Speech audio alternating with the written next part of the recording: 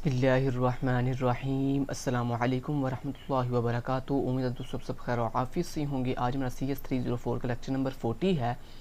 Lecture number 40 को करने से पहले हमने प्रीवियस लेक्चर 39 के अंदर एक बहुत ही इंपॉर्टेंट टॉपिक छोड़ दिया था जो मैं थ्रेटिकल है और वो कवर करवाने लगा हूँ, जो कि था कि टेम्पलेट्स के एडवांटेजेस और डिसएडवांटेजेस।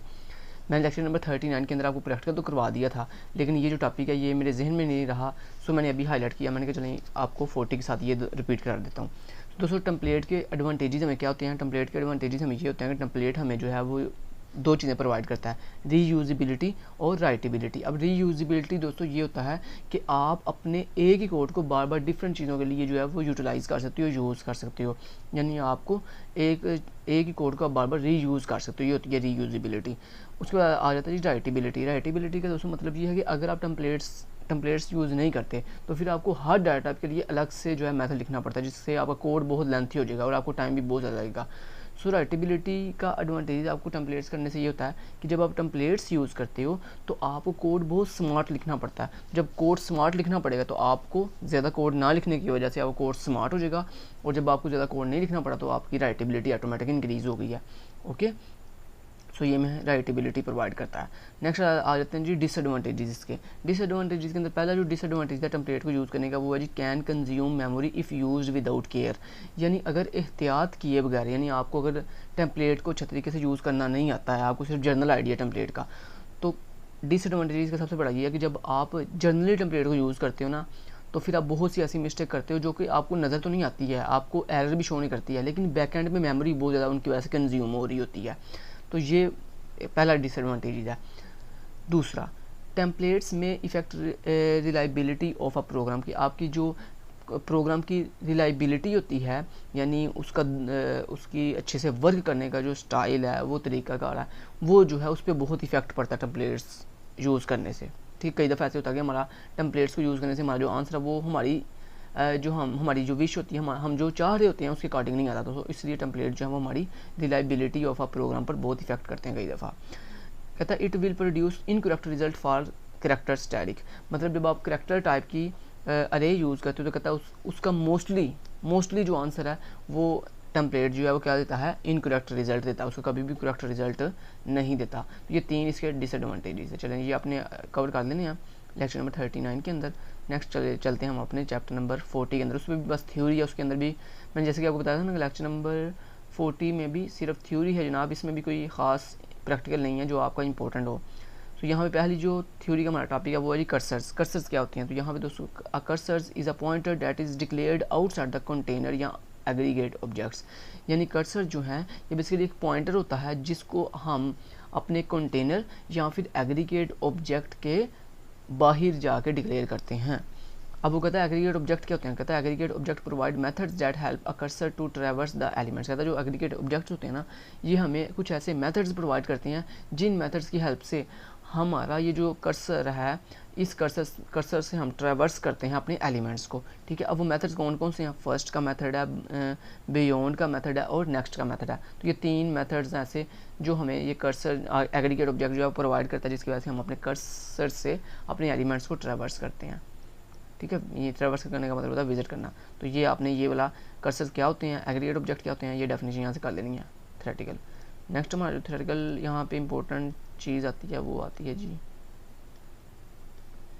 Next cursor conclusion. यानी हमने कंक्लूजन क्या निकाल लिया, लुब्बे लुबाब किया कर्सर का। कहता था मेन बेनिफिट इज़ डैट, यानी जो कर्सर का एडवांटेज है ना, आपको ऊपर आपने देखा कर्सर क्या होते हैं, फिर आपने देखा एग्रीगेट ऑब्जेक्ट क्या है। अब उसने बताया कि कर्सर का एडवांटेजेस क्या और डिसएडवांटेज क्या है। तो जो दोस्तों मेन बेनिफिट है ना, यानी जो मेन एडवांटेज है कर्सर का वो ये है कि the main benefit is that we are using external pointer so we can do now any kind of traversal in any way. यानी वो कह रहा है चूँकि जो कर्सर होते हैं इसको हम चूँकि एक्सटर्नली यूज़ करते हैं, ये एक एक्सटर्नल पॉइंटर होता है, सो इसकी वजह से हम किसी भी काइंड की ट्रैवर्स कर सकते हैं किसी भी वे के साथ, यानी किसी भी वे के साथ किसी भी काइंड की ट्रैवर्सलिंग जो है वो कर सकते हैं यूजिंग कर्सर। ये इसका एडवांटेज है। अब इसका डिसएडवांटेज क्या है? We can not use cursor in place of pointers for all containers.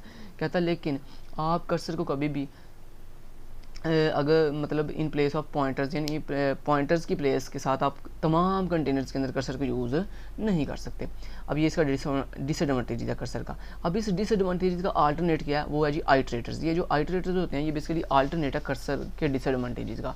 ये कर्सर चूँकि सारे कंटेनर में यूज़ नहीं होते, इसलिए आइट्रेटर जो हैं ये आइट्रेटर, अब पढ़ें ज़रा आइट्रेटर क्या होते हैं। कहता है iterators which are the traverse a container without exposing its internal representation. यानी जो आइटरेटर्स होते हैं ये ट्रेवर्स करते हैं आपके कंटेनर को without exposing its internal representation, यानी आप की इंटरनल रिप्रेजेंटेशन को एक्सपोज किए बगैर जो है वो आपके आइटरेटर जो है वो आपके कंटेनर को क्या करते हैं, ट्रेवर्स करते हैं, विजिट करते हैं। Mean they are not external pointers but internal data member of containers. कहता है ये कोई एक्सटर्नल पॉइंटर्स नहीं होते, लेकिन हाँ ये इंटरनल डाटा मेंबर होते हैं किसी भी कंटेनर के। यानी किसी भी कंटेनर के अंदर जो डाटा इंटरनल डाटा मेंबर होता है ना, उसे हम आइटरेटर्स कहते हैं। सो ये आइटरेटर्स की डेफिनेशन थी जो आपने निकाल लेनी है। तो इस चैप्टर के अंदर जो 3-4 डेफिनेशन और जो एडवांटेज जो डिसएडवांटेज इंपॉर्टेंट है वो मैं आपको हाईलाइट करके दे दी हैं। सो इनको आपने अच्छे से कवर कर देना। उसके बाद नेक्स्ट आ जाता है जी जेनेरिक आइटरेटर्स। अब दोस्तों जेनेरिक आइटरेटर्स क्या होते हैं उनको देख लेते हैं। कहता है जी जनरल आइटरेटर्स, इनको जेनेरिक आइटरेटर्स को बेसिकली जनरल आइटरेटर्स भी कहते हैं। तो general iterator class can point two any container because it is implemented using templates. कहता जो है ना हमारा जनरल आइटरेटर ये पॉइंट आउट कर रहा होता है हर तरह के कंटेनर को, ठीक है, टू एनी कंटेनर, हर तरह के कंटेनर को पॉइंट आउट कर लेता है। क्यों?